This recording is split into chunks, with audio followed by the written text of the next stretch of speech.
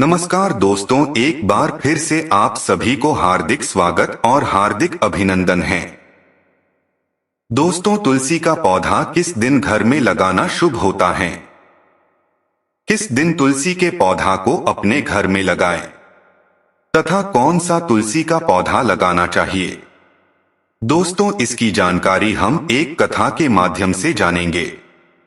एक बार शिव ने अपने तेज को समुद्र में फेंक दिया था। उससे एक महातेजस्वी बालक ने जन्म लिया।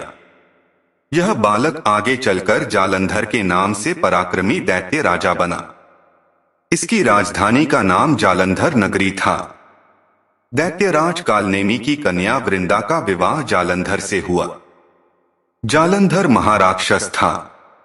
अपनी सत्ता के मद में चूर उसने माता लक्ष्मी को पाने की कामना से युद्ध किया, परंतु समुद्र से ही उत्पन्न होने के कारण माता लक्ष्मी ने उसे अपने भाई के रूप में स्वीकार किया।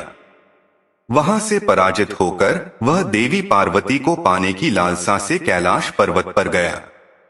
भगवान देवाधिदेव शिव का ही रूप धरकर माता पार्वती के समीप गया, परंतु मां ने अपने योग बल से उसे तुरंत पहचान लिया तथा वहां से अंतर्ध्यान हो गई। देवी पार्वती ने क्रुद्ध होकर सारा वृतांत भगवान विष्णु को सुनाया। जालंधर की पत्नी वृंदा अत्यंत पतिव्रता स्त्री थी। उसी के पतिव्रत धर्म की शक्ति से जालंधर न तो मारा जाता था और न ही पराजित होता था। इसीलिए जालंधर का नाश करने के लिए वृंदा के पतिव्रत धर्म को भंग करना बहुत आवश्यक था। इसी कारण भगवान विष्णु ऋषि का वेश धारण कर वन में जा पहुंचे, जहां वृंदा अकेली भ्रमण कर रही थीं। भगवान के साथ दो मायावी राक्षस भी थे, जिन्हें देखकर वृंदा भयभीत हो गई।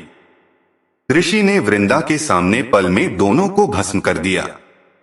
उनकी शक्ति देखकर वृंदा ने कैलाश पर्वत पर महादेव के साथ युद्ध कर रहे अपने पति जालंधर के बारे में पूछा। ऋषि ने अपने माया जाल से दो वानर प्रकट किए। एक वानर के हाथ में जालंधर का सिर था तथा दूसरे के हाथ में धड़। अपने पति की यह दशा देखकर वृंदा मूर्छित होकर गिर पड़ी।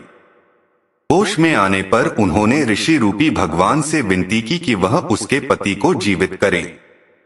भगवान ने अपनी माया से पुनः जालंधर का सिर धड़ से जोड़ दिया, परंतु स्वयं भी वह उसी शरीर में प्रवेश कर गए। वृंदा को इस छल का तनिक भी आभास न हुआ।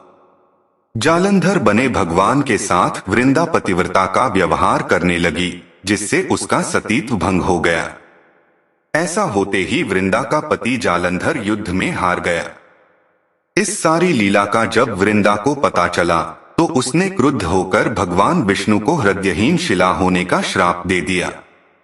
अपने भक्त के श्राप को भगवान विष्णु ने स्वीकार किया और शालिग्राम पत्थर बन गए। सृष्टि के पालनकर्ता के पत्थर बन जाने से ब्रह्मांड में असंतुलन की स्थिति हो गई।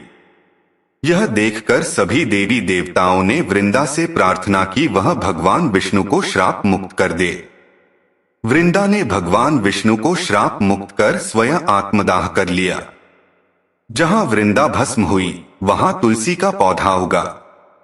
भगवान विष्णु ने वृंदा से कहा, हे वृंदा, तुम अपने सतीत्व के कारण मुझे लक्ष्मी से भी अधिक प्रिय हो गई हो।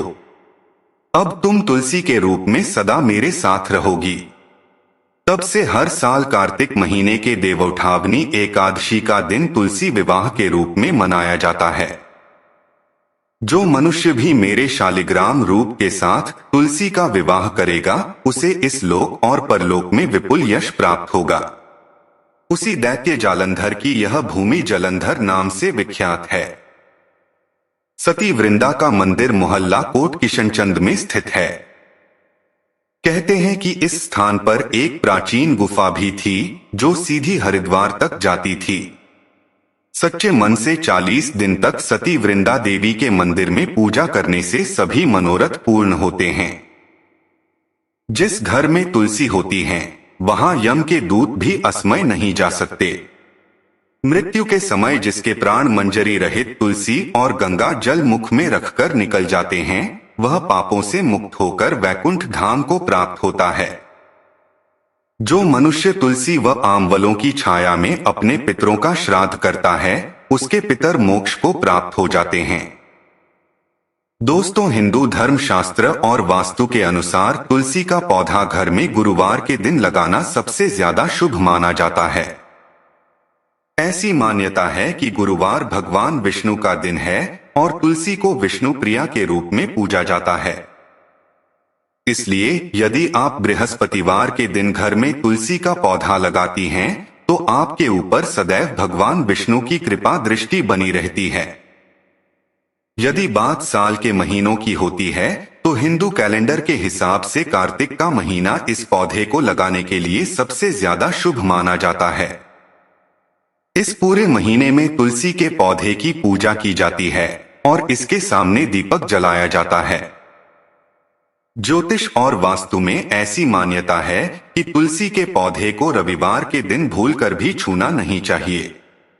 इसलिए इस दिन घर में तुलसी का पौधा नहीं लगाना चाहिए। ऐसा माना जाता है कि तुलसी में नियमित जल चढ़ाना चाहिए, लेकिन रविवार और एकादशी ऐसी तिथि है जिसमें आपको तुलसी को जल नहीं चढ़ाना चाहिए। इस दिन तुलसी माता भी भगवान विष्णु के लिए निर्जला व्रत रखती हैं। तो दोस्तों, ये थे तुलसी से संबंधित महत्वपूर्ण जानकारी और कथा। उम्मीद करता हूँ आपको यह जानकारी अच्छी लगी होगी।